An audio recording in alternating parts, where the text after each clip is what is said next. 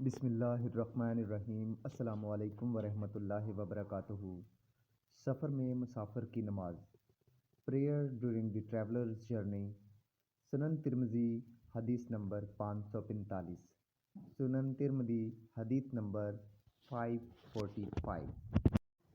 عمران بن حسین رضی اللہ تعالیٰ عنہ سے مسافر کی نماز کے بارے میں پوچھا گیا تو انہوں نے کہا، میں نے رسول اللہ صلی اللہ علیہ وآلہ وسلم کے ساتھ حج کیا تو آپ نے 2 ہی رکعتیں پڑھیں، اور میں نے ابوبکر رضی اللہ تعالیٰ عنہ کے ساتھ حج کیا تو انہوں نے بھی 2 ہی رکعتیں پڑھیں، اور عمر رضی اللہ تعالیٰ عنہ کے ساتھ حج کیا تو انہوں نے بھی 2 ہی رکعتیں پڑھیں، اور عثمان رضی اللہ تعالیٰ عنہ کے ساتھ ان کی خلافت کے ابتدائی 6 یا 8 سالوں میں کیا تو انہوں نے بھی 2 ہی رکعتیں پڑھیں۔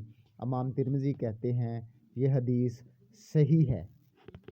عمران بن حسین may Allah be pleased with him was asked about the traveler's prayer and he said, I performed Hajj with the messenger of Allah, may peace be upon him, and he prayed only 2 rak'ahs, and I performed Hajj with Abu Bakr, may God be pleased with him, so they also prayed 2 rak'ahs, and with Umar, may God be pleased with him, they also prayed 2 rak'ahs, and with Uthman, may God be pleased with him, in the first 6 or 8 years of his caliphate, they also prayed 2 rak'ahs.